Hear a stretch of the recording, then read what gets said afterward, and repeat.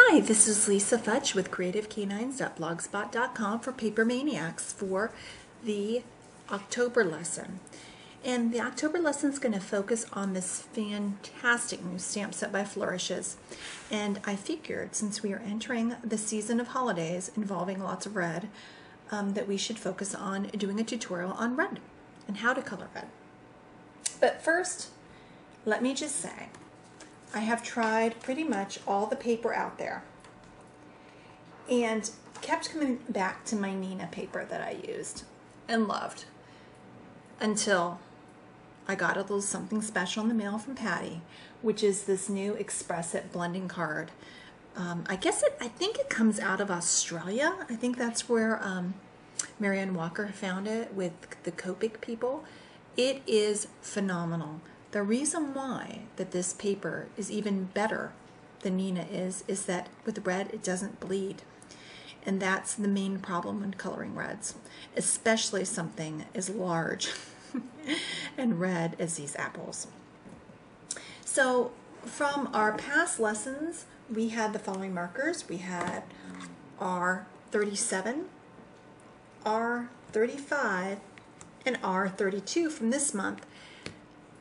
I really think you can do the apple with these three colors. However, I'm going to add in an R39 just to give it a little bit more depth for showing it on film. I'm going to give you some tips and tricks also about red, but let's start by coloring this red apple up here. I'm going to lay in my darkest color. Now, with red, the main problem with red is, first of all, it's intimidating because you spend all this time doing red and it bleeds.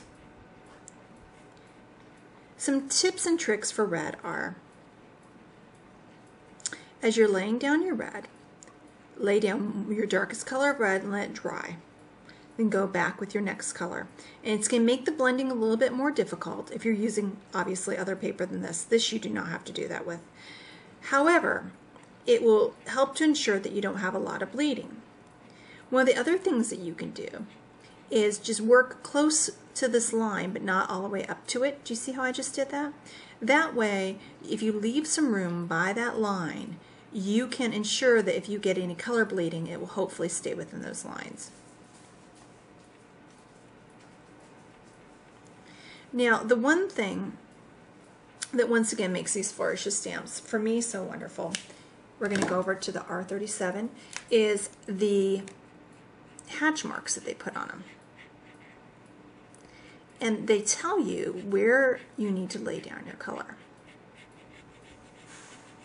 Now you might think for an apple, and we're going to make red delicious apples here, that the R32 is too light.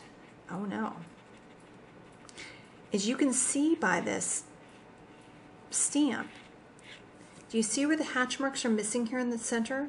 This is where your highlight area is going to be. That's where your shiny spot of your apple, so to speak, is going on the R35, and that's where the R32 is going to really come into play. This new paper is so smooth, and the blending happens almost instantaneous. You really don't have to work very hard anymore, which I have to say I'm kind of enjoying, because reds are difficult. Another tip is, if you're using red, to go ahead and color your red first in your image, working after you've done that color, then go to the other colors, because that way if you goof it up, it's a bummer to color a whole image and then go to color a red shirt or a red handkerchief and then end up having it bleed outside the image, and there's not a whole lot you can do. Okay, I've left this area for my highlight here. I'm using my R32 for it.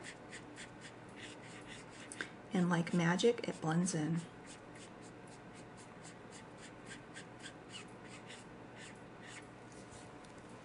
I have to tell you, I mean, I don't love to clean. I'm not like a fanatic about it, but I do for some reason enjoy a good cleaning product. Don't ask me why. And I liken this paper, finding this paper, this amazing paper, to when the Mr. Clean sponge came out. It's that monumental. I'm going to go back in with my dark, and you cleaning people understand what I'm talking with. A little bit more dark to darken it up a little bit. It's okay. Do not worry. This blends so well, we will not have any problems. And look, I'm putting it right on wet. Try this with your paper at home. And I bet you'll find you have to redo it a few times. If you are in the club, and you are because you're watching the video, right? I would really, truly recommend buy just a little bit of this paper. I guess it comes in 10 sheets, I guess, at a time for $4.19, which isn't a bad thing to try out. I know my Nina runs, I don't know, my husband always complains. I can't tell you how much it is. It's fairly expensive. I buy it 500 sheets at a time. I will probably reserve my Nina for my digital stamps that I use, and use this for all my stamping stuff because I can control the output, and I will use every last little drop of it. It is some amazing paper. And hopefully I'll get some more ordered before Patty goes out of stock on it. So the feeling once you guys see how wonderfully it works, I'll have a hard time getting it. The Mr. Clean Sponge, that's all I'm saying. Okay, now I've left my highlight there.